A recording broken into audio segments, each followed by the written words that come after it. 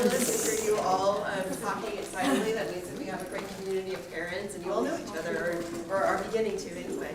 I'm Melissa Kurtz. I'm the instructional coach here at Winder Elementary, and we have a fabulous group of second grade teachers and other collaborating teachers who work with them. And they're going to be sharing a little bit about what your students are going to be learning this year, about their daily schedule, and about how you can be helpful and supportive at home. But I think you can really pretty much check that box because you're here, and so that's we really appreciate you coming. So I'm going to let y'all take it away. Okay, good morning. Thank you all for being here. So really quickly, I'm going to go over kind of our agenda. So we're going to introduce our team. We're going to go over the Barrow County belief statements and our school reading goal. We're going to explain some of our assessments. We're going to share our schedule. We're going to talk about some curricular information. And we are going to show you how you can help support your child's learning at home. So to start, I am Mrs. Dubon. And I also have Mr. Petty works with students in my room, Mrs. Greer works with some students in my room, and Mrs. Smith works with some students in my room. Hey, I'm Polly Hickson. I'm also a second grade classroom teacher. I have a few teachers that also co-teach with me. One of them is Mr. Petty over there, Mrs. Greer, Mrs. Bozeman, and Miss Jenny, we like to call her, as well as Miss Thorpe. So I have a few that come in my room and help support the kids.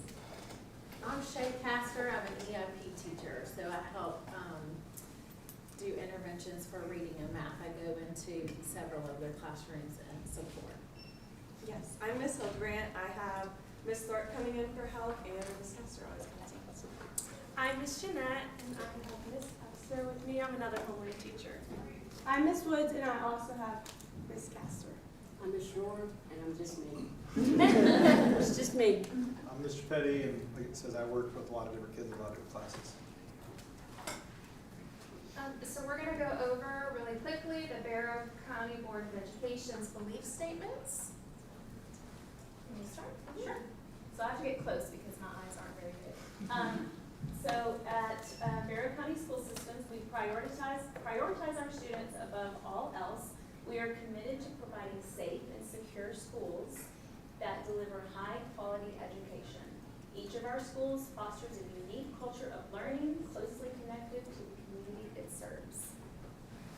We believe literacy should be the foremost academic priority of our school system. We are committed to emphasizing early literacy and continuously nurturing these skills throughout students' educational journeys. And we're dedicated to ensuring school content mastery, academic growth, and data-driven success by celebrating progress and achievement. We foster continuous improvement, and accountability is a shared responsibility among faculty and staff, students, families, and the Board of Education. I know I'm young, but my eyes also are not very good. We believe students should have access to the best resources and opportunities available. We are committed to offering a variety of pathways to ensure that each child can succeed in their educational journey. We believe staff should receive competitive salaries and benefits, be provided with opportunities for career growth and professional development, and be granted flexibility to support other obligations. We believe our families and communities should be active partners, supporting schools through engagement and commitment. And I'll just say that these are belief statements that were adopted by the school board, and so we really just wanted to affirm, their beliefs that they developed in collaboration with our district administration. And at the beginning of the school year, the district administration shared that shared all of these with the school district, and so we just kind of really wanted to share them with you and make sure that you're aware of them as well. Oh, and so also as a district initiative, we're looking at being really intentional about having some clear goals for this school year. And one of them is around literacy, and the goal is that we'll increase the percentage of kindergarten through second grade students who are reading at the average achievement level or higher, as measured by our MAP test, which they'll talk about in just a few minutes. So last year, the percentage of students that were reading at the average achievement level or above was 58.35%. The district's goal is to increase that by 5%. So our goal is to increase that to 63.35%. And so we have taken the district's goal there and applied it to each classroom as well. And so as teachers, we're also working towards increasing that percentage by 5% at the least. So yeah. And then we also have that goal for 3rd through 5th as well. All right, in second grade, the assessments that we give are DIGGLES and the MAP test, which you might have heard about these already, but these poor babies have been tested for weeks.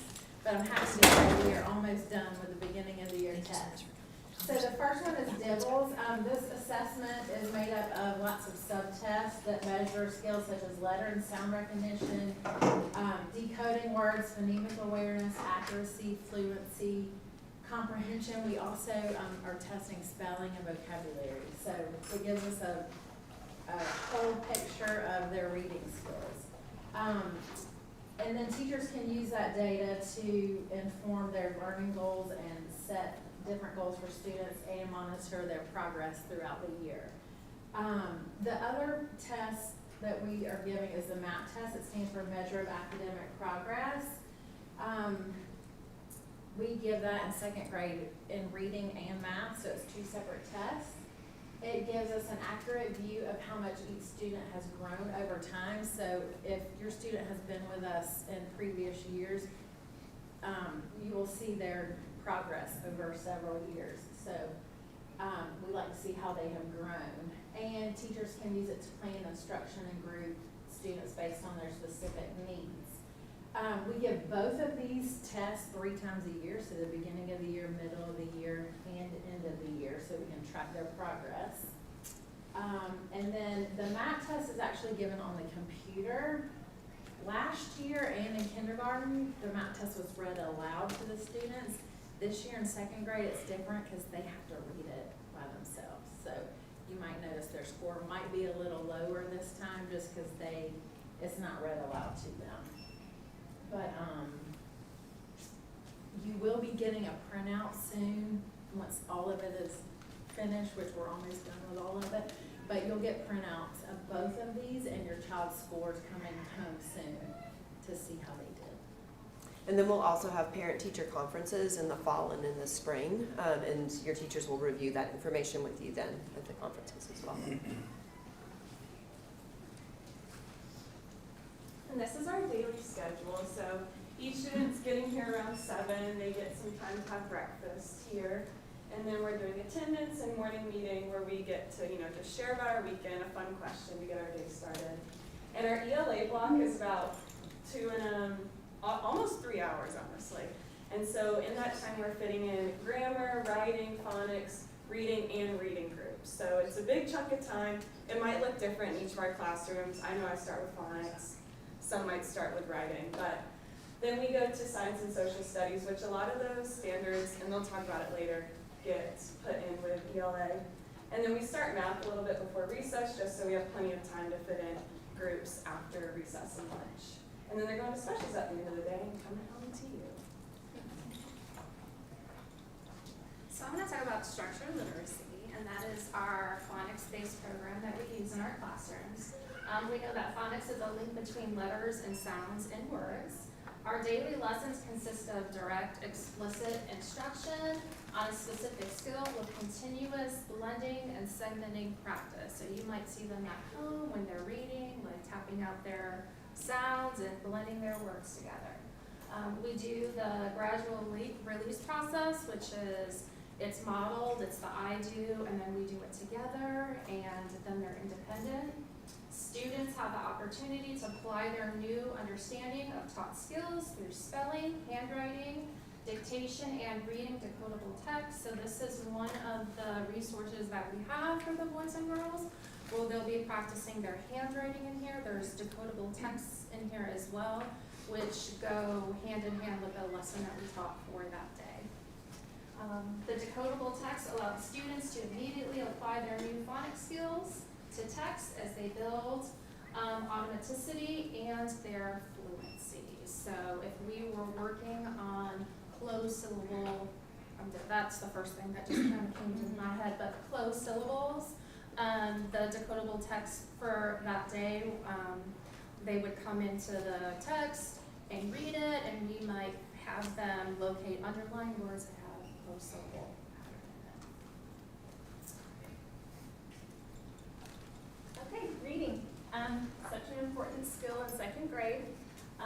But these are just some skills that we're gonna cover this year. Asking and answering questions about what we read, so just to build those comprehension skills. And some students may not be ready for comprehending the whole story, so I like to tell parents, after just a few pages, you can ask some questions just to kind of help build those comprehension skills. Reading fluently with expression, even like dialogue in some of the stories that they'll read. Describing characters and how they respond to events in the story. Retelling the beginning, middle, and end of the story. Comparing and contrasting similar stories, so they may have read one that was similar, they can compare and contrast those. Identifying the main topic of a multi-paragraph text, and know and use various text features like headings, table of contents. This is the resource we use for reading, so after we get done with one, it will be sent home, so they can practice reading at home.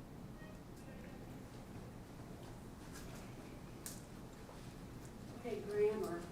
These are the different skills that we'll be addressing in grammar, and then once we teach these skills, we'll apply it immediately in writing. For example, right now we're working on writing complete sentences, including the subject and the predicate, and then when we do our writing, we make sure that we're including those skills in our writing. We're going to be working with nouns, verbs, adjectives, and adverbs, irregular plural nouns, proper nouns, pronouns. We'll also learn about using an apostrophe to form contractions and produce, expand, and rearrange sentences, which is what we're working on right now. Compound sentences, actually, right now, making sure that the conjunction coordinates with the sentence. That's about it for grammar. Math, so this is the third year that we're using the HMH curriculum. So most of you, if you have been here in the past, are probably familiar with it. The students receive a workbook that they'll use in class, and then they should have also received their homework books that each teacher might have a different expectation for how that wants to be handled, but there is a math homework book as well. They're also receive small group instruction during our math time to remediate, enrich, and or extend. In addition, each child has the math homework to do, usually each night.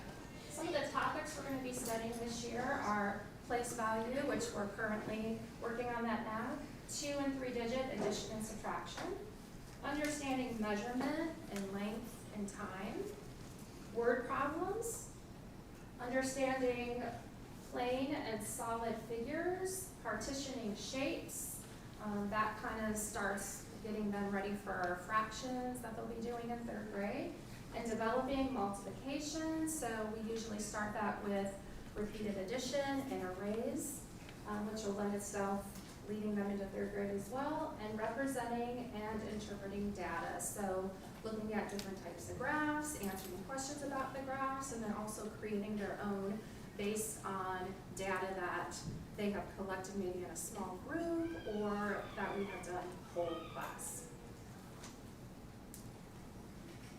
And then for writing, we're going to be creating stories for each of these writing units, and right now we're in personal narratives, so they're thinking of a small moment in their life and stretching it into details with a conclusion and a hook. But we're going to be going through the writing process where they'll be pre-writing, drafting, and then revising and editing their stories. And they'll be given checklists, so they will be making some stories to come home. And we're almost done with personal narrative. This is our last week with it. So we'll be going to descriptive essays next, which will be fun. Okay, so for social studies, it just so happens that with our reading units and what we're learning, it matches up with our social studies standards. So right now we're working on what it looks like to be a good citizen and what it looks like to be in a community and what a community is. So we've been working on that the first couple of weeks, but we also will talk about historical Georgian figures, Creek and Cherokee Native Americans, Georgia region, costs like scarcity and economic choices, goods and services, and saving and spending choices. For science, the same thing with science. Our reading curriculum also covers a lot of science. We also have an amazing STEAM special, and we work closely with Ms. Barr, and she kind of changes what different content areas or subjects that we want to cover in science. So recently they've been working on patterns in the day and night, and I know some of y'all might have got the sheets that went home that had the different moon phases on them, and you could work through it as a family. So we do patterns in day and night, forces at work, what is matter and how does it change, and plants and animals' life cycles.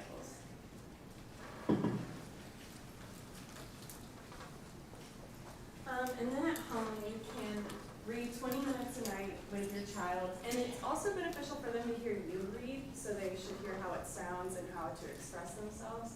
But also listening to them read. I know I tell my parents to look for those phonics skills in their reading with them. You can ask them questions about what they're reading. You've got the math homework books, and any just like fluency, quick math problems are really helpful. Also say if they're struggling with writing, just making lists at home, like a grocery list. You can have them write it for you. Any questions?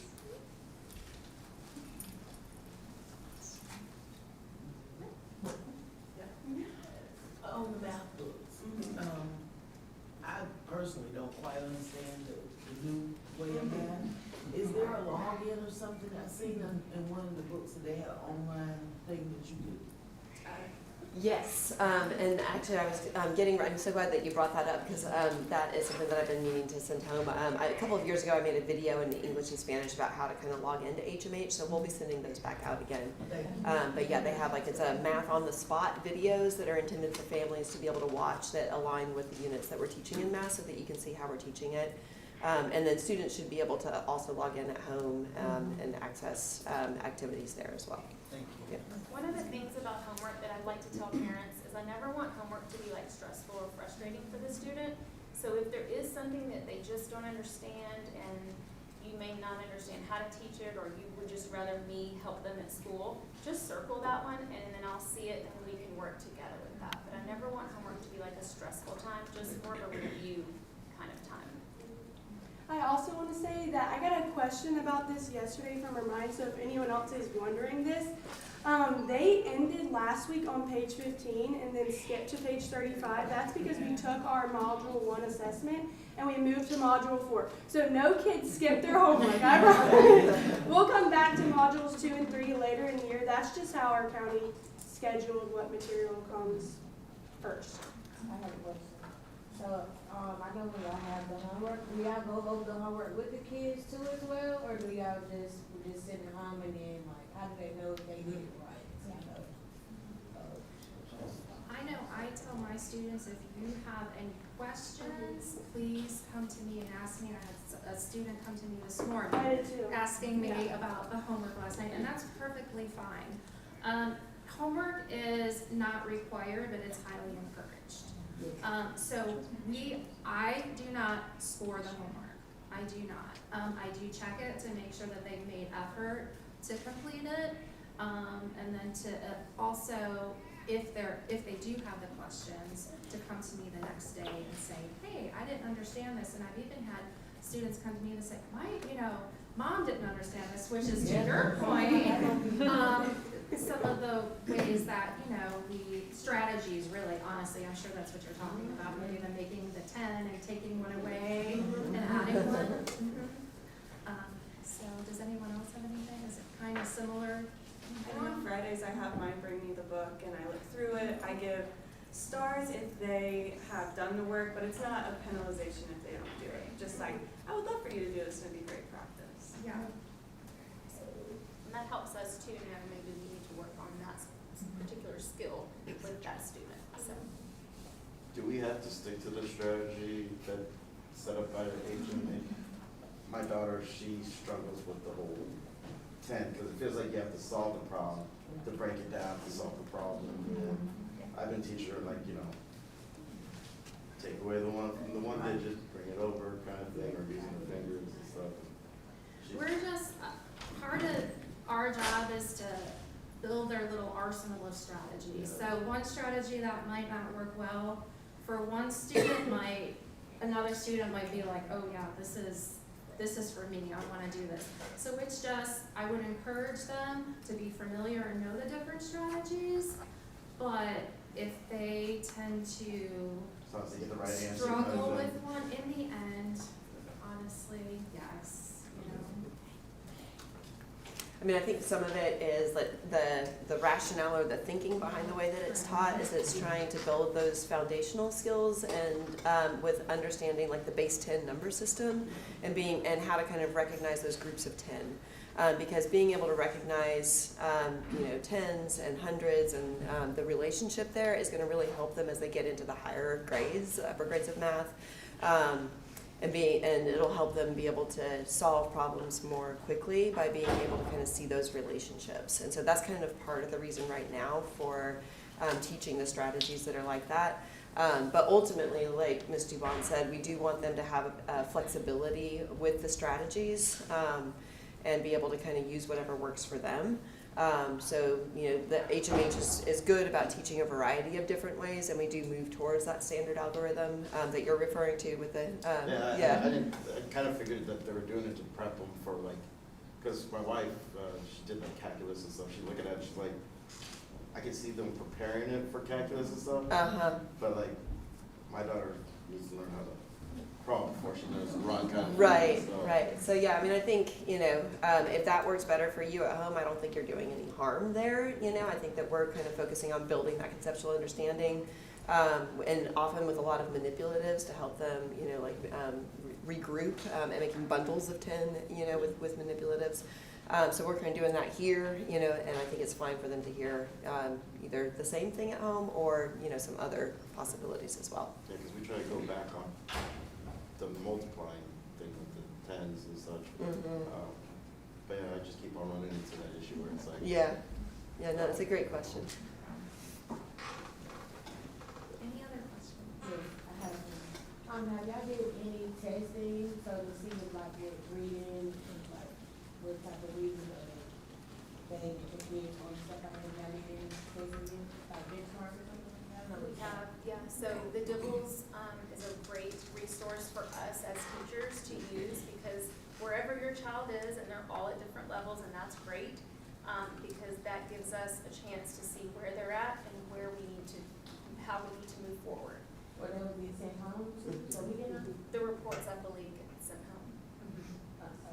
And then we'll be meeting, we'll have parent-teacher conferences in like October, November, and we'll go over those results with you then as well. But we will be sending them home in a couple weeks as well. okay. Anything else? One more thing, sorry, library books, they'll be given a library book once a week, I believe. Yeah. And so that's also a great tool or resource to read at home.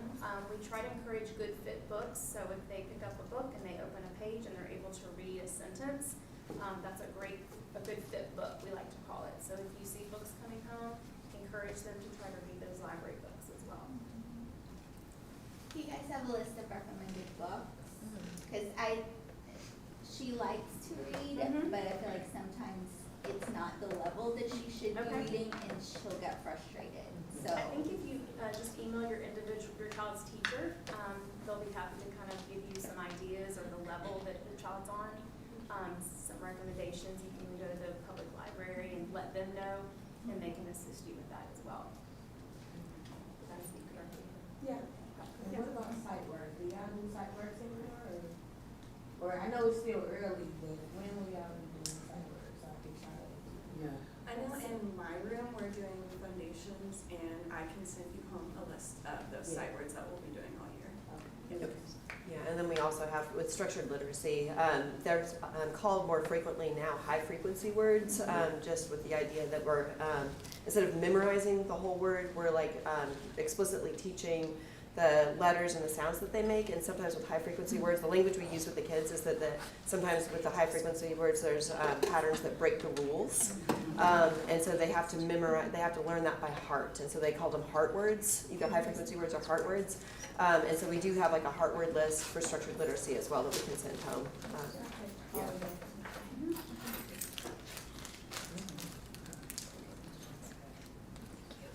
Thank you for coming.